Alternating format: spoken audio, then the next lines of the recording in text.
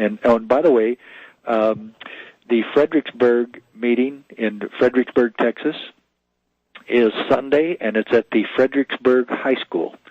And this is being sponsored by HeartlandEmergency.com, and you can. Now, this is this coming Sunday? No, a week. That'll be March 15th. Sunday a week, okay. March 15th. I'll probably be there on the 14th, which is Saturday, but the meeting is on Sunday, and you can get more information by calling Chuck Undersea there, or just look his phone number up at HeartlandEmergency.com. And again, folks, the most important thing you can do is get to that meeting. If you can't get to the meeting, then go to SheriffMack.com, and you can get the books there. And then we can get seminars in your areas, too. But the main thing is you got to get this book in your hand so you have the information, you become aware and knowledgeable, and then you share that with your sheriff. And for goodness sakes, you've got to stand behind your sheriff and beside him in this effort. You can't think that he's just going to be able to do this by himself. He has got to have the sort of support of the people. He works for you. So you need to take this information to him, share it with him, share it with other peace officers in your area, any relatives or any friends that you have that work for the sheriff's office or a police department or even a state police department.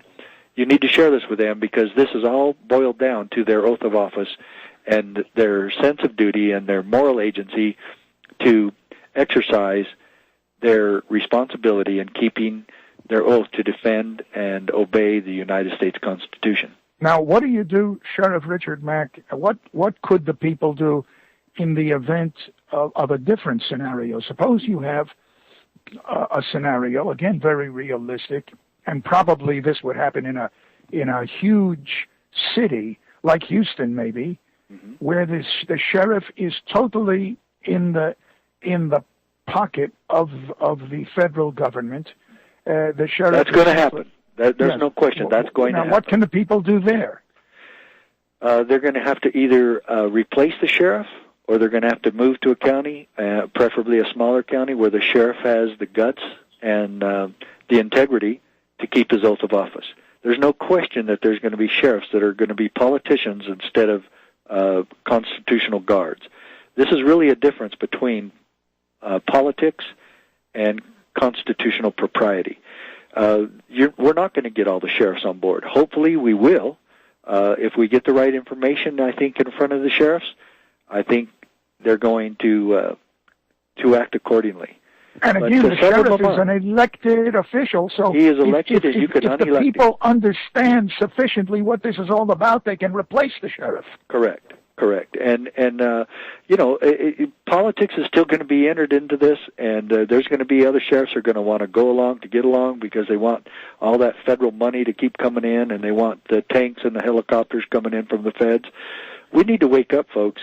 If we can get a governor somewhere with the guts and intestinal fortitude to tell the federal government, we're not sending you any more money because you're just wasting it and giving it to AIG and GM and all these other big shots on Wall Street who are using it to fatten their own pockets. That's absurd. Why would anybody keep sending them money so they can waste our money?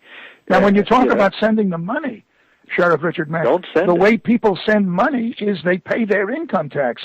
Could the governor intervene to... Absolutely. How would that work? Explain Absolutely. That. The governor and the state need to make a policy that they collect all federal income tax and send the president and the wasteful spending in Washington, D.C. what they think they deserve and need. But it's time for hard action. That's what I would recommend on the state level. But my main concern is that we have the physical protection from our sheriffs at the local level, that they do their job to uphold and defend and protect and serve, just as they said they would. They've given their word that they would do this. And for them to go back on that because the real threat comes from Washington, D.C., is absolutely malfeasance of office. Now take a moment. Again, this book explains that whole thing. Take a moment, if you would, Sheriff Richard Mack. You mentioned the meeting on Sunday, the 15th.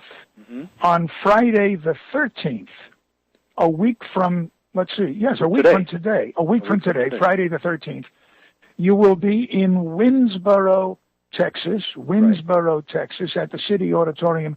Do you have the information about that meeting in front of you? Can you tell all I can listeners? say is Nancy Falster is in charge of that, and the information is going to be at Winnsboro, that's WINNSBORO, today, winnsborotoday.com. They just called me and said that they're going to put it on their website. That's a local news agency there in Winnsboro. Or you can call Nancy Falster at 903-629-3034 and get more information from Nancy at that number. I don't have all of this, I don't believe. All right, I have it in front of me, Sheriff Richard Mack. Yes, it's, first of all, ladies and gentlemen, it is free admission.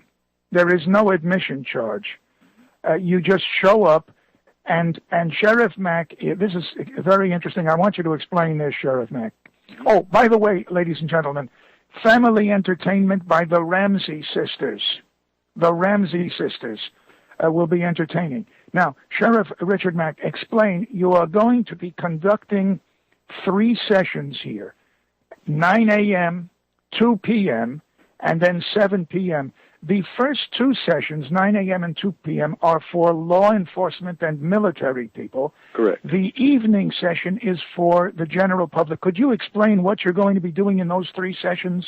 It's basically the same with everyone, but with the Army and or military and police, I want to get a little bit more into police evolution, police ethics, and the oath of office that we take, and just discuss that with them without the public there, to where they feel a little bit more comfortable. If they want to argue with me, they don't have to worry about public pressure or anything like that. So, yes, this will be constitutional training and law enforcement training, the oath of office training, police ethics training with the military and police. I've done those seminars before, and they usually turn out to be really good. I don't mind having everybody together, and we could certainly do that, but there are some issues that maybe we need to talk about.